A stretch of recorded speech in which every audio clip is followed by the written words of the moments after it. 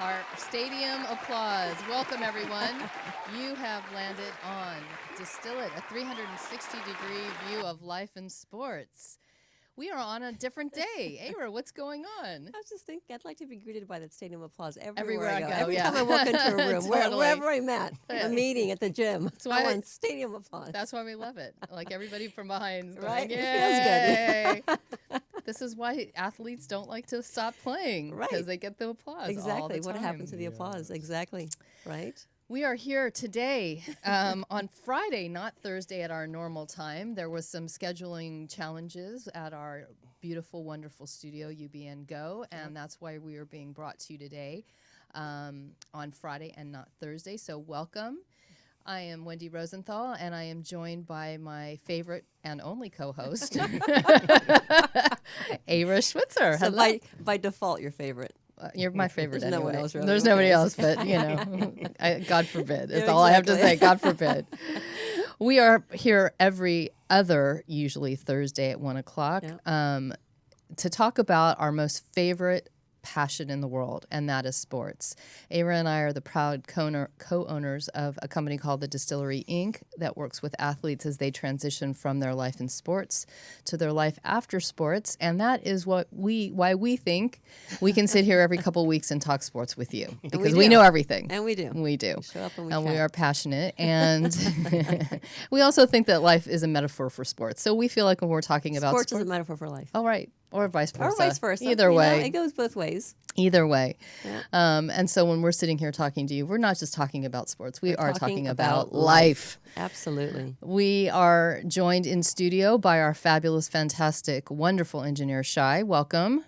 As always, he's doing the peace sign. He doesn't have a microphone today. He'll get it. Don't worry. He loves He'll to be chime mic'd in, up and we're soon very enough. happy. Exactly. And we're also joined by a very special guest. Every time we're in studio and we have a guest, we're always very excited. Today we are welcoming Coach Christopher Mack. Christopher is the track Heart and applause. field, the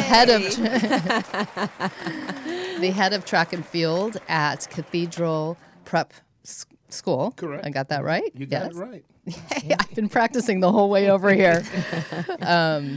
Which is one of the premier track and field programs in the city of LA. And, you know, we've never really had anybody coming in talking about track and field. We love talking about all sorts of sports. We've talked about And it's one many of our odd favorites. sports. It's one of our favorites, though. Track and field, really, I think, is just, there's so much to enjoy there. For sure. We love it. Ira is a former track and field superstar in your day. Oh, in my own world, yes. In your own world, In my you own are. world, I was a superstar. In my own world, I still very much am a You are. superstar. According to my kids, I'm a superstar in our home. You're a That's where I superstar shine. everywhere, That's where I Ira. shine. I'm surprised people aren't walking around doing this behind you all the time. They will be now.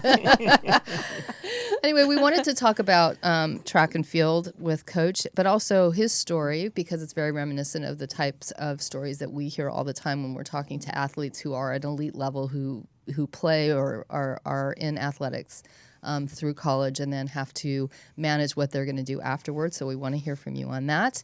Yeah. But also, you know, track and field is a completely different type of sport. You know, oftentimes we're talking about, you know, the big, let's say 4 or 5, the baseballs, the footballs, you know, basketball. And we don't often get a chance to really talk to somebody who is aligned with a sport that is, I want to say, like, people get excited about it around the Olympics. Right. I would say the general population, That's because correct. it's very exciting, and America has a lot of big contenders in the sport, and so we get excited. But it's great to have you here today. Thanks for joining us. Thank you. Glad to be here. It's exciting to be here.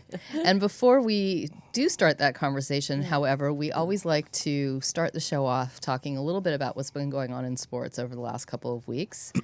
Ira, we didn't have a chance to confer before. Usually we talk. Well, and I think you've been under the weather as well. We haven't so have chatted you. much the whole week. I know. Yeah. What do you want to talk about? Well, what kind of stuff excites you? I mean, we had lots of football. We've had lots of football. We had a lot, and that always excites you. It always excites me. That is Anything I'm particular? sorry.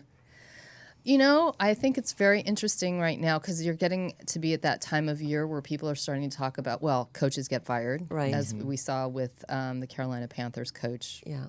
whose name just Ron Rivera just went out of my head. He got fired. He was the most winningest coach of the Panthers in their entire history, and yet they fired him. Yeah. Jason Garrett of the Cowboys he hasn't been fired yet, but if he doesn't make the playoffs, well, for sure he's gone. Yeah. Even if he makes the playoffs, I think at this point.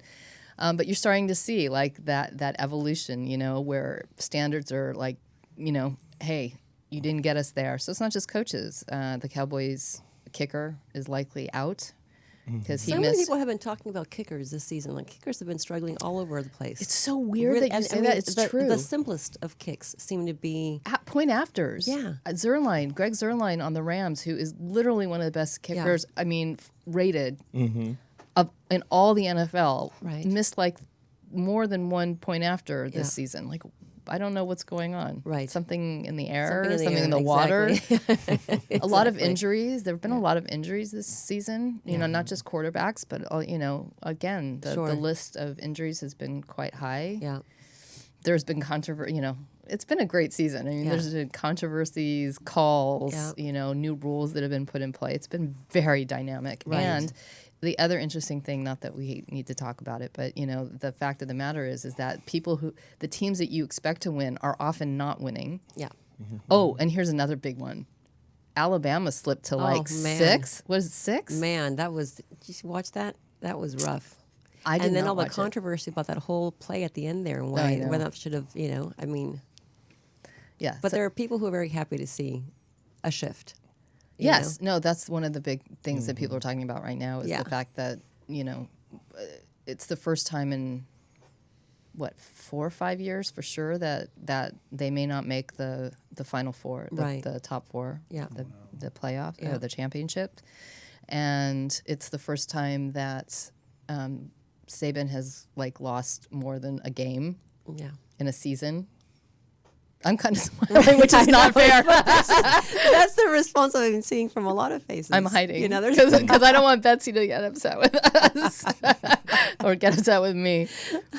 I like to see people not. I don't like to see the same teams win all the time. To Right. me, that gets boring, and I think that college should understand that. University should understand unless it's that. USC, and then Unless I'm it's very USC. comfortable when the Trojans are winning everything. I have to across the say I board. agree with that. I'm okay with that. The other thing that's fantastic is the Lakers and Clippers are doing really well. For those of us who are in LA and not overseas or not some other state. Which is very exciting for us. We feel like we've been really struggling in that area for a while. And We so have This been. feels good. Yeah, This we feels have good to been. LA. Although, if you want to go see a Clipper or a Laker game right now, even the nosebleed seats are very expensive. Right. Although Gold Star offers some very good deals on the Clippers. I'm not going back to Gold in Star. particular. I know. I'm I sorry, I'm remember. not going back. I remember. They screwed us over. I'm not going back. Coupon. Exactly. All right. We do not endorse anything on this show. Yeah. Shy, Yes. do you have anything you want to talk about before we move on? I mean, speaking about LA, what do you guys think about the NFC West right now? Because I'm a huge Seahawks fan, so You are the opposite of funny. everything that we I'm- stand for. Everything. I'm just saying, it's a toss up right now. Well, first of all, I don't know. I actually think the 49ers are I think they're gonna pull it out at the end. I Okay. really do. I just think overall, I don't know. It's a tough one. Have you seen their next 4 games? I pretty have, but I tough. don't. Yeah, Yeah. that's true. I don't know. I mean, first of all, I think it's absolutely amazing how a team, the 49ers, I'm not a 49ers fan. Trust me, folks. I grew up in LA. I'm a Rams fan. I am not a 49ers fan on any level, but it's been really fun to watch them this season come from like what they were like near last. They almost won 3 games last year or something like ridiculous, something. Yeah, they had a fairly decent season last year, but yeah, they weren't what they are now. They aren't So a what lot they of are. people are saying like Ravens 49ers Super Bowl. Yeah. So thoughts about that? Yeah, I think first of all, I think it'd be fun. I think a Ravens Seahawks Super Bowl would be fun. Yeah. Listen, Russell Wilson by far Yeah. is one of the best quarterbacks of all time. He's so underrated. His stats, if you look at his stats, are amazing. I mean, he's up there with the best of them, and yet people kind of, except for his team, who pays him a lot of money. So, Yeah. they don't think he's underrated. They think he's amazing. Sure. But he doesn't get as much talk as everyone else. Yeah. He doesn't Yeah. because of the team around. I see we come back to the conversation about quarterbacks and building teams around quarterbacks and, and you can't look. I mean, it's going to be, in that sense, I think the Ravens are going to win no matter what. Oh yeah. We'll see. Lamar Jackson's pretty awesome. I'm from D.C., so like Russell Wilson's a Virginia boy. I'm from Virginia. I'm originally from Virginia. It would be cool to see the Ravens win, but Yeah. definitely beyond Russell Wilson all the way. All right. So we didn't mean to only talk about football. Yeah, Is there yeah. anything What else else? across the board? It perks you up. It makes you happy. It does. That's fine. I get very happy when I know. And Ara always like, okay, after football season, I won't talk about football. And then I always find a way to talk about football. But now we can move to track and field. Well, and Coach does work with football. That's true. You do. Players to make them Correct. faster and better, and he works with athletes all across all sports So- to make them faster and better. So I would love for you to give just a little bit about your background. And I loved it the first time we met you. You came with an amazing list, Yeah. amazing list of athletes that have gone on to major universities under your tutelage. So Coach is no joke, friends. He is. He really knows how to train superstars, and kids that are going to make it, beyond their high school years. So please take it away. Hi. Thanks for having me. I'm excited to be here. Thanks again. Well, like you guys mentioned, Oh, wait. I'm really sorry to interrupt. I forgot to say, we really would love your comments, your feedback, and any questions that you might have for Coach. So you can do so either by commenting on the Facebook page, and we're happy to answer you, or you can call us at 323-524-2599. Go ahead. Sorry. All I just right. want to make sure people know how to get in touch with you. Yeah. Oh, no problem. Being a previous track and field athlete myself, always had a passion for track. Growing up in Philadelphia, I started there at the age of 6. So I was at the rec center one Friday, and I went there for arts and craft. And then I walked out the gate, and I saw these guys running up and down the field with a baton in their hand. I didn't know it was baton at the time. I just thought that was fun, seeing these guys sprint with this baton. I thought it was just a stick or something. Sure. And so that's perked my interest in running. So I joined the recreation team at the age of 6, and I've been at it ever since age of 6. Been running track and participating in track at the USA track and field level, AAU level, my elementary school, my middle school, all in Philadelphia, and my high school, and then my college. So I've been I competed for 35 years as a track athlete, and you got to know when your time is up. So my time was up, but I still had the love for the sport. Sure. I didn't want to just give it up. So I decided to coach. Yeah. And ever since I've been coaching, I've been very successful at it, because it's a connection you have when you're passionate about something that you're doing, and you connect with the athlete because they have a goal in mind, and you want to take them to that level. And being an athlete in track and field, it's an instant connection. And they just develop, and they feel. I mean, you can't fool when you're training even youth kids, high school kids, college. You can't fool them. They know if you know your stuff, or if you're interested in them developing. Sure. So it's always good to have that connection with your athletes when you're training them.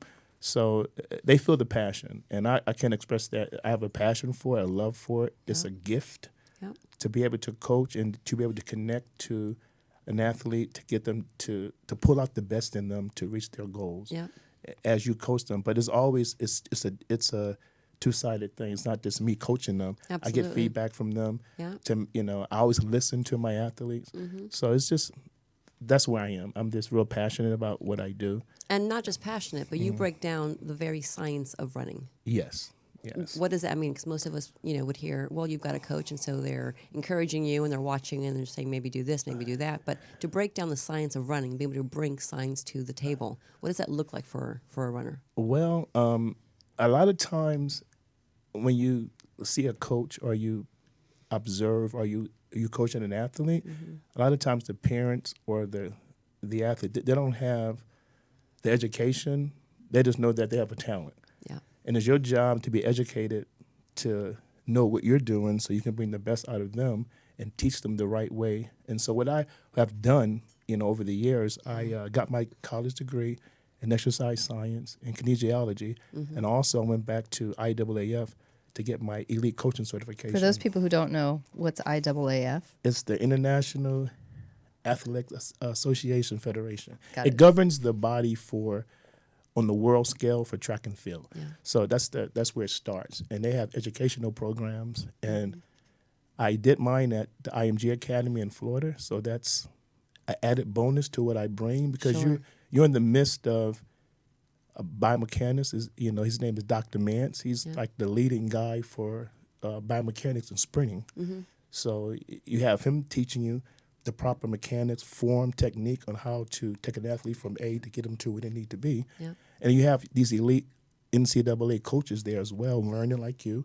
And some of the presenters are some of the best Olympic coaches you can sit under and observe. And it's always good to have a mentor. I always tell coaches to get a mentor. And my mentor was John Smith from UCLA. He was an Olympian, and he coaches elite athletes. So a lot of my philosophies when I first started came from him. Sure. And then I had to personalize it to myself and my philosophies, and then address it to my athletes. For, because we don't often get a chance to talk about track and field. What is there a difference between, an elite track and field athlete and, say, a wide receiver that can run, 40 yards very quickly? Like mechanically, body mechanics, is there a typical, better body shape for, track and field, or can anybody who's interested, really thrive and excel in the sport, in any of the sports? Because there's also a lot of different sports within track and field. Well, like you was mentioning, the science. It's a science. It's DNA. It's genetics. And you can't take a person that don't have the proper genetics to make them faster. Okay. They can get faster, but to a degree, like a Usain Bolt or Justin Gatlin or Allison Felix, no. You have to have it in your genes. You have to have it in your genes. Sure. And coaches just cultivate that, and they train that. Whatever DNA that they have, they're muscle types. There's muscle fibers. Yeah. It's a science to training, sprinters. It's a science to training middle distance runners and distance runners. You can't train them all alike. And so if you take a wide receiver, it doesn't matter body size, body type. If you're fast, you're fast. Yeah. Yeah. You just have to train them. We look at, you have to train them with their muscle fibers, whatever that may be. Yeah. Fast twitch, slow twitch, muscle fibers. So we train athletes pertaining to their muscle fibers. And how is it something that you just stumble on, or is it apparent when you first start coaching a kid? Okay, that guy, there's no way he's going to be a short distance runner. He's going to be a middle distance runner. Is there a body type, or how do you know where to direct a kid into what part of track and field? Good question. So what I do, because you don't know, like you say, you don't know. You can't see people's muscle fibers. Or you can't see their, what talent they have until you. So I take measurements. I do tests with my new runners. So I do a 45-second test, which they have to run. The track is a 400-meter track, so they have to run as fast as they can go for 45 seconds. And wherever they stop, I mark it as in meters because, track is in, field is in meters. Yeah. So that's a good gauge if they're a long sprinter. So if they reach a certain, say they reach 360 meters, that's equivalent to, I think, a 49 in the 400. So that tells me they have some speed endurance. Yeah. That their muscles don't get fatigued as fast as some others. Now, I may test another kid. He might go 280 yards. So his muscles get fatigued quicker. So he might be designated for a shorter sprinter. Sure. So I do a standing broad jump. So that bases your body mass over distance. So I can tell how far they can jump. Now, good sprinters, like in high school, they jump in the 9s. I know they have power. They're explosive. And maybe if a kid jump in the 7s, they may be more for longer distance. Oh, interesting. Yeah. And it kind of works. It goes hand in hand. And you're honest with them right off the bat because you kind of have to be. You're not going to waste their time nor yours. Developing something that isn't going to be where they're going to shine. Exactly. Yeah. I think it's really fascinating because, it seems more precise than a lot of other sports. In a way, like you're saying, if you run for 45 seconds and you get that far, then it tells you something about how your body is made up and what you can do. Where in a lot of other sports, yes, there's natural talent, but from what I hear and what I've seen, you can improve upon certain things in order to become whatever it is in that sport. Yeah. But it seems like you're not limited. I want to say limited because we know that there are many decathletes that are good in, Yeah. like across the board, multiple multiple sports. facets of it. But I find it very interesting that in track and field, it seems to be more precise and more almost scientific No, in it a way. is. It is, and you have to know that going into a coaching athletes. And like I coach at the high school level, so a lot of times some of my colleagues they coach for different reasons, Yep. and you might have a kid that can run that be more suited for running the 100 meters or the 200 meters. But his team is lacking maybe a quarter mile or 400-meter runner. So he'll train him for the 400 because he may need that position filled to win points for a meet. Sure. So instead he train him for the 100 and the 200, he'll train him for the 400. Yeah. And that's a mistake that coaches do because I don't train to win like league meets. I train the kids to win individually with their talent. And I used to do that, back in the day when I first started. You get zealous and you want to just win meets and all. So you'll Sure. put a kid in the wrong races Yeah. because they can do that race, but it's not their best race, but you can get some points. Yeah. Then so it's kind of like a disservice to the athlete. Yeah, when you do that. that is a number on you. Yeah. Well, I'm sure it And does. that happens but all the time. Right. I have a quick question though. Yeah. So I'm the high school, the head of school, the principal, the whatever, or the head of the athletic department. Okay. We want to win, right? So how does that play out in the high school level? I mean, I know how it plays out in the collegiate level. You wouldn't be a coach for very long if Yeah. you weren't like trying to win the But competitions see, on the whole. that's different because they recruit those athletes to run those events. So they're not Okay. going to recruit. They're going to recruit. Got it. Yeah. So it's different. In high school, no one's getting paid. You're not getting a scholarship Sure. Right. to compete. So you have the luxury to kind of do what you want to do as a coach. Oh, so there's not as a focus on okay, you got to make this win, otherwise you're out. No, but to your question is that, you want to win, but I just don't want to win and to lose the athlete. Their ability to be better in their, particular event just to win the meet. Right. And what happens sometimes you can burn them out too. They run be honest with you, it happened to me this year with one of my athletes. Our team, we didn't have a lot of talent, so I had to spread him out. He had to run like 4 races every track meet. And I thought he could like do it and the load of it all. Yeah. But at the end of the season, he started fatiguing and he got injured. So that was because I wanted, like you said, answer your question. My president, he likes winning the league meets. Sure. And so I did that for him, but I neglected the kid. I knew I was kind of pushing it, but I said, maybe you can just get through this one more meet Right. and be okay. Yeah.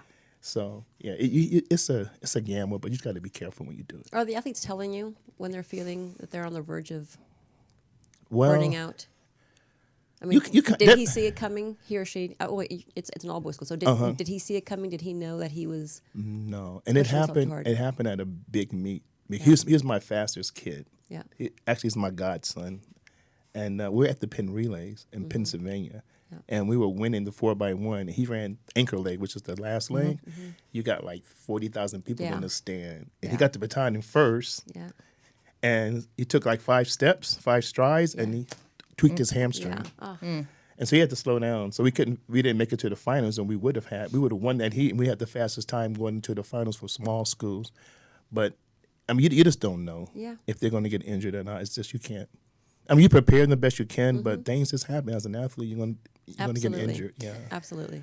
What's the difference in your mind in coaching for what I would perceive as a more individual sport versus a team sport? Now, yes, I know they're the relays, but really that's not the big focus. I mean, It's the big not. focus is that your individual races. Correct. I would imagine, and maybe you don't know because you've been in track and field your whole career, but I know that you've also coached kids that have gone on to play football. What's the difference? Like, and is it a different personality of person or athlete that prefers to have a more individual sport versus a more team sport? I like the individual part of being in track and field because you can't blame your coach. You didn't put me in the game. You can't blame your team as well. The coach thinks he's better than you, that's why he's in a game and you're not. It's all measured by your time. So whatever you put in, you'll get out of it. So if you have an athlete that's want to get better in track, they can because it's all on them. You can't blame your team or your coach. You can do the work, do the practices, and then you can get better. But so that's the difference is that it's an individual thing, and you have to, apply yourself and be dedicated to that. But is coaching an individual, do you have to do different things versus a team, or is it the same kind of psychology? You know, like, I don't know. I would just think that in a team sport, it feels like you're coaching, even if you're the defensive coach, or like, you know, you're coaching groups of people and there's dynamics versus, you know, coaching somebody who's got to rely on themselves. I don't know, maybe I'm completely off. It just seems like it would be very different. No, it is different, yeah, because it's like I say, individual. So you got to attack it where each kid is an individual, and I don't do like a blanket coaching thing with my athletes. Right. I try to individualize it to their particular need, whatever that may be. And they may need more strength work, they may need more flexibility work. So it's good in that aspect because you don't need a whole team to focus on their individual needs. Sure. So I used to address their needs, you know, as an athlete. In the coach relationship, we address their needs, yeah. And like you said, it comes together on the relay, but I always say the relay is a bonus. If they focus on the individual race and perfect that, you put them boys together or the girls together, that's a good team. Yeah. It's just a bonus to it'll bring them together. Like, we're running for one another now. I'm not just Sure. running for myself. Right. Yeah. So But the mechanics are the same. Mechanics I mean, are the because same. that whatever distance they're running for their leg, it's still the distance that they individually are running. Correct. You know, Yep. and there's like a split second when the baton is being passed, which of Correct. course is the most important part. And a but terrifying part. terrifying part. A lot Like, of yeah, times. we've seen that over and over again. Yeah? So yeah. Yeah. We've seen it happen with the USA, you know, Olympians, you Yeah. know, with the relay. Exactly. Yeah, so that's where it comes together as a team, the 4x1. But it's still, you still got to do your leg. You still have to run your individual leg and pass it off to the next person. So you still have to do your job. Yeah. Right. And you're coaching in high school primarily, so I assume your focus obviously is to help those kids get on into college, right? Correct. Can you tell us a little bit about that process from a track and field perspective? Because we've talked a lot about over the last couple of years about the process of an elite athlete as they go from high school to college to maybe pros and what that looks like. But we've never talked about it from a track and field perspective. Well, Is there a lot of drop off? Is it hard for kids to get onto teams? Is it? Well, I've been coaching in high school for 12 years now, and mostly at a private school. And I've been at Cathedral for 9 years, all boys school. So, in relationship to football and maybe basketball, pertaining mostly, I'm gonna say football, because that's where my competition is with the athletes that I train. In track, they don't give out a lot of scholarships to male athletes unless you're very good. Yeah. So it's a challenge. So they want to see times. Each college they have requirements. They have marks you have to run, and if they hit those marks, they consider them for a scholarship athlete. Or not even a scholarship, just being on the team. As a walk-on. Yeah. Yeah, and most of the times, if they don't hit the time or they come close to the time, they may consider them as a preferred walk-on. But if they hit the time, and you just got to communicate with the coaches at the NCAA level or NAIA level. And so you have this kid that he's close to running those times, and hopefully by the end of the season or by the recruiting period that he hit those times. But it's just harder it's easier for, like, most of my athletes in high school, they're dual athletes, they do football and track. Sure. Like I had one kid, Renard Bell, he ran for me at Cathedral for 3 years, one of my top sprinters. He went to Washington State on a football scholarship. He's still there. He's number 9. He got his scholarship for football because he was fast. Yeah. Because his body type, he's only, Bernard's 5'10", I think. What position does he play in football? Wide receiver. So he's little. Yeah. But He's fast. But he's fast. So he started getting more looks and more interest when he ran a 10.8 in the 100.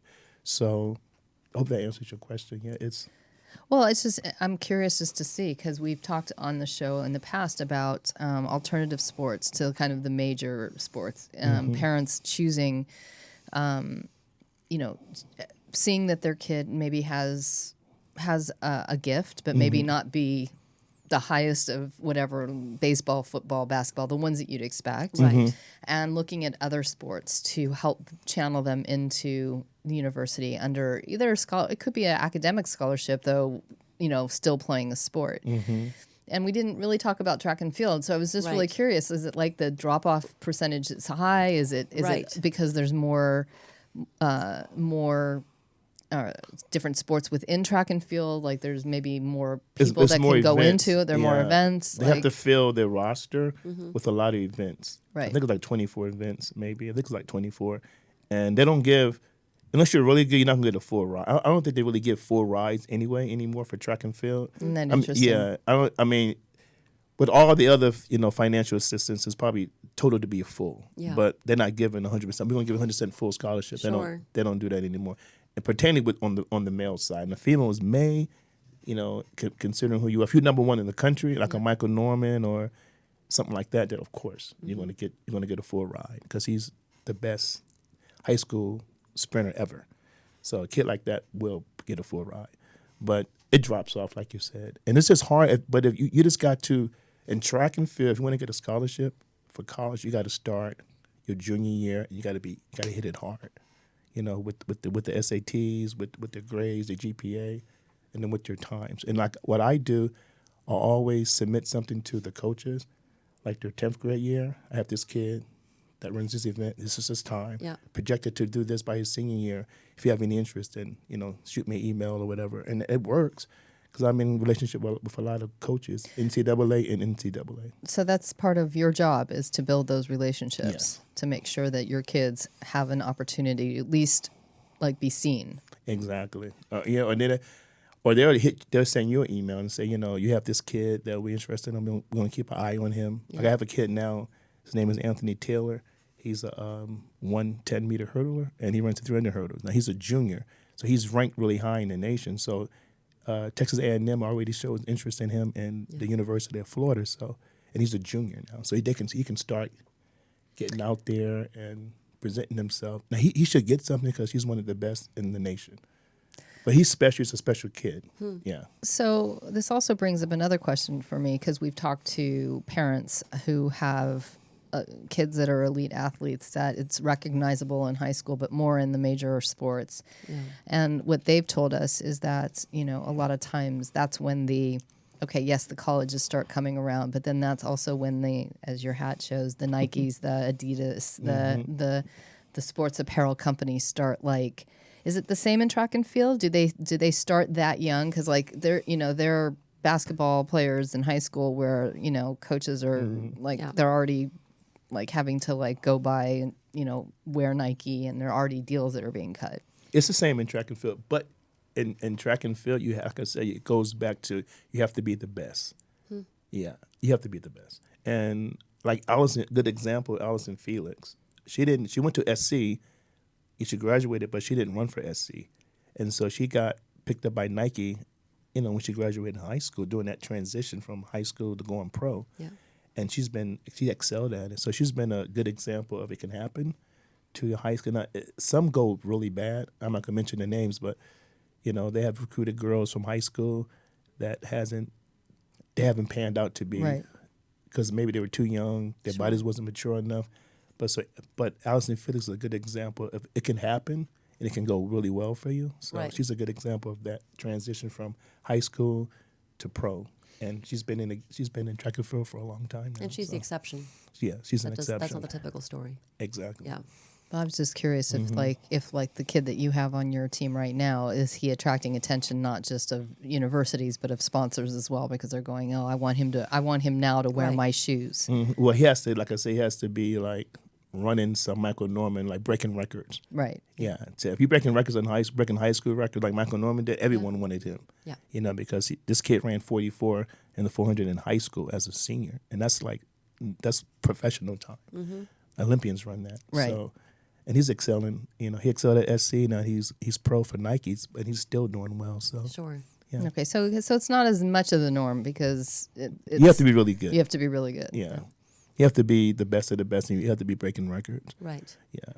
Now, like Brianna Williams. She's a Jamaican. I think she's in 11th grade now. She could go pro because there are times, and she's being coached by Aldo Bolden, and he's really good.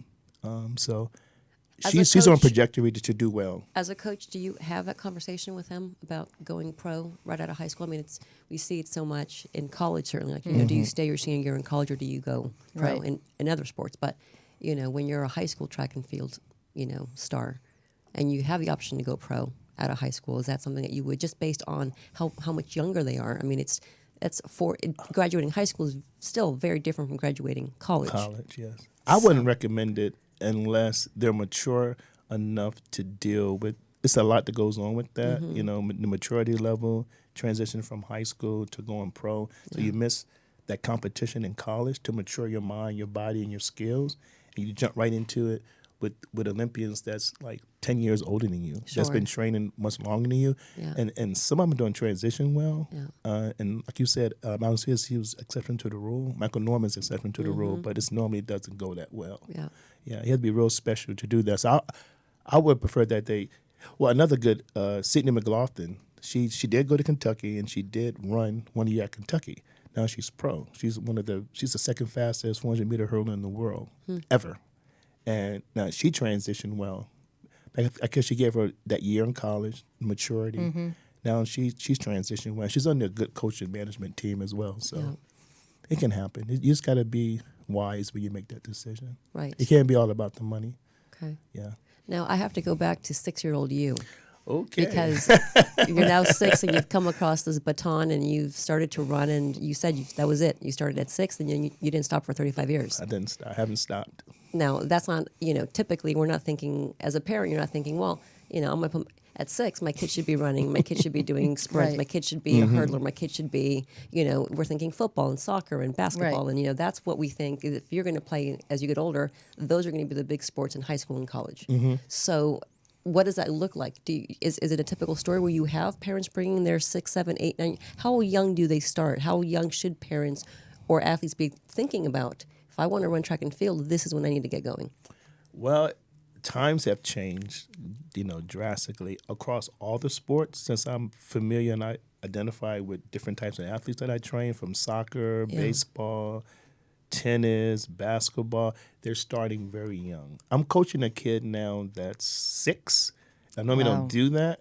I did it in the past when I had a youth track team. Sure. So you're going to get, the younger kids. But now that I'm older and I'm more mature with my coaching, I was like, okay, that's kind of going backwards, coaching the 6-year-olds. They're not mentally prepared to do your workouts. Yeah. So I had to discontinue it because she wasn't mature enough to do it. But a lot of age group programs, they start across all sports at a very young age. Right. Well, now for sure. And it's really competitive. Yeah. I mean, they start off young. And I coach a soccer player that's one of the best. He's 10 years old. He's an elite athlete for soccer. He's like, everyone wants him. He travels the world. I'm like, he has more passport stamp than me. And he's 10. So I'll be asking his dad, like, is it really that serious in soccer that they start to be so competitive and so driven at such a young age to get to a point where I'm like, I think it's too much personally. Yeah. But that's my thoughts about it. But maybe to get where he needs to be, maybe he has to start that young because the majority, like the masses, are starting that young. If you want to keep up with the game, I guess you have to start young as well. Are you seeing the passion in that 10-year-old, or is it dad? Oh, it's the kid. It's the kid. The kid wants it. Yeah, listen, I look at my nephew is just turned 11 and he plays club soccer and he's really good. Sure. And it's him. He's like, he wants but then to say, great, you're amazing at soccer. To think, now I need to go find an elite track coach to make you faster. Oh yeah. Well, that's How got to do be you get to that that's got to be the at 10? parent. How do you get to that? Well, I switch? think, don't you think it's the parent saying, the kid seeing the natural, like, just using my nephew's example. Yeah. My sister went out and found a coach that she paid separately to have soccer coach. Yeah. Now, he might not have been the most elite soccer coach in Texas, I don't know, Right. but to train him one-on-one. Yeah. And it really, like, it catapulted him, but it came from his desire. Like, he's super competitive and he wanted to do Sure. it. So I imagine a lot of, at that age, it's like if you see your kids like loving it. Yeah. I mean, we have kids that love particular sports. Yeah. You just kind of, maybe you go with where the kid is like, At 6, I would think it would be harder. Right. At Yeah. 10, you Yeah. know, it seems like they would have. No, and I'm just saying spin it's in the amazing mind. that the 10-year-old would who's obsessed with soccer is Yeah. going to find the value in one and now also add the time and the effort Right. to And- come and train with you in track. It shows. His dad said, like, when he's playing, he's so much faster than the other boys. Sure. Like, 'cause his form is better, Yeah. his speed is better, he's more explosive off when he gets the ball, when he takes off. Yeah. So everything's about speed and being explosive, being better than that next person. And you can see, like, he looks like a track athlete Yeah. when he's running, like playing soccer. And his form has, when he first started with me, it was horrible. Yeah. But now he looks like, I said, man, you can be a track star too. You keep this up. Yep. And my goddaughter, she lives in Texas. Mm-hmm. Now, her name is Autumn Wright. I'm gonna give a shout out to Autumn. Yay, Hey, Autumn. Autumn. She's a USA track and field. She took bronze in the 100 and the 200. Okay. Now her dad is an elite coach as well. He Mm-hmm. lives in Texas. Lives in San Antonio, Texas. So you're thinking Autumn's 7. Mm-hmm. Okay, she's 7 years old. She's 7 years Yeah. old. Okay. She's Wow. at the National Junior Olympics. She's amongst the best girls in the country for her age. Yeah. Okay. She took bronze in the 100 and the Yeah. 200. Her time, she ran 30.4 in the 200 at 7, and she ran 14.4 in the 100 at 7. Her dad tells me his regiments were training, Sure. and it's just like she's training like she's a professional I think little some- athlete. I think Wow. some kids just have it. I think Yeah. they're born with They- it, and you absolutely. don't have to. And not every elite athlete Yeah. is that, but I think that there are a lot that it's like Tiger Woods playing golf at 3. Yeah. Exactly. You know, like Or just the some super- kids. like the Williams sisters in tennis. Yeah, It is. They just have it. Yeah. it's just Yeah. there. They got that it thing. I call Sure. it the it thing. So Sure. she excelled at 7 in the Junior Olympics. I'm like, I mean, she's like a little Gail Devers or something. Wow. Wow. That's wild. So But believe the it. work she puts in, though. Sure. I mean, But her she's training. willing. But she's willing to that's- do it. Yep. But that's what I'm saying. I Yeah. think some people are born with that, like, I want to get out there and I want to do this every single day, and that's what I want to do. And I think for some kids it evolves, and I don't think that because it evolves, it means that you potentially would be any less. Right. I just think that some kids are just like, you know, the 2-year-old who wants to be a doctor that ends up being a Absolutely. doctor. Yeah. Like they just have it, and that's in their I just DNA. think that, you know, parents, because I see all type of parents. You got the ones that's like, they overdo it with the kids, like they're working out too much at a certain Sure. young age. You just got to be careful, you know, if their body can take that and they're Yeah. not getting mentally and burnt out. I That want to address that because Yeah. I mean it's We have like more 2 or 3 often- minutes left, More often so than that, well then quickly fast. because this is really sort of the basis of what you do. More Okay. often than not, it's the parents who are out there pushing and training and doing this and that. So again, can you stress the importance of understanding the science of running and really understanding biomechanics of running and why it's important for someone to really follow proper form, especially when they're at 6 and 7 years old, yes, doing this over and over again. it's just a safety, a health thing Yeah. for me. You know, you just got to train in moderation with the younger athletes. You just can't train them. You got to be intelligent to train them for their age. Yeah. You can't like they can do strength work, but they shouldn't be like maxing out on any weights. Right. Some of them do Sure. because they want the quick results. Yeah. But a smart coach won't do that. Mm-hmm. They won't have a kid that's 5 or 6 or 7 or 8 or 9 or 10 maxing out on lifting weights Yeah. in the gym. well, their you know. bodies are still growing. Your They're body's still growing, but forming. A lot of the coaches But it's happening. It's happening every Right. day, all Let's day. talk about horse racing. It's the same thing. Yeah, it's Anyway. pretty bad, but Yeah. you just got to be mindful of their body development. Sure. And don't, fatigue. And most importantly, like my friend, my goddaughter in Texas, and the kids that I coach that are young, you got to make sure it's fun for them, Yeah. in the big picture. If it's fun and they're enjoying it and they're not doing it because you're making them do it, Mm-hmm. then they'll get through it.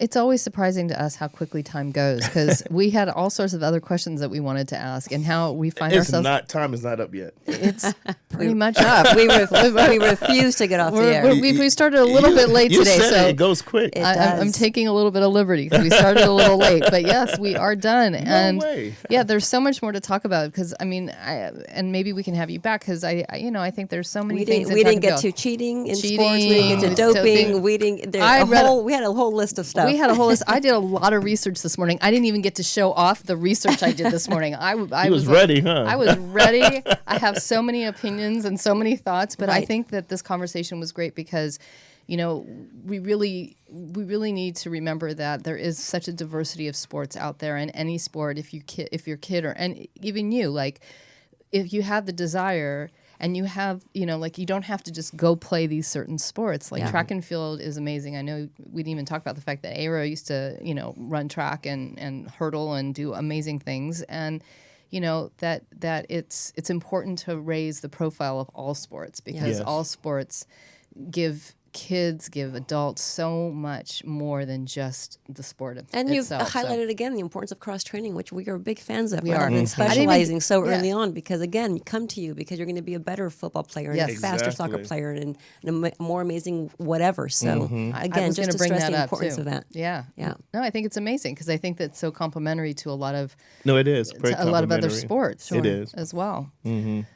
Christopher, we can't thank you enough for being here. Thank we you really for having appreciate me. it. And we're We'll asking you definitely now have to back. please come back. Oh, with pleasure. I definitely would come back. Now, Christopher does train many athletes outside of school. So can Yes. you give your place where people can find you in case they're interested? Yeah, you can call me on my cell is 818 He's bold. 689-5823. I'm on Facebook. All right. Okay, New Image Training Group. Yep. I don't have a website because mostly my referrals are word of mouth, and so But your email is on your Facebook page. yes, Yeah. yeah. Or you can Perfect. find me at Cathedral at the Track and Field website. All my information is there as well. Great. Amazing. Yeah. Fantastic. All right. Thank you again, everyone, for tuning in today. We truly appreciate it. And we'll be thank back in the new year. No, we will One have more one more before? show, and Okay. it will be on again Thursday at 1:00. So please tune in. I believe it's the 19th. Awesome. It will be. And Shai, thank you so much as always for helping us. Have a fantastic, wonderful, festive, because it is that festive time Is of it year is. week and weekend. Yes. Thank you, everyone. Bye bye. Thank you. Bye bye.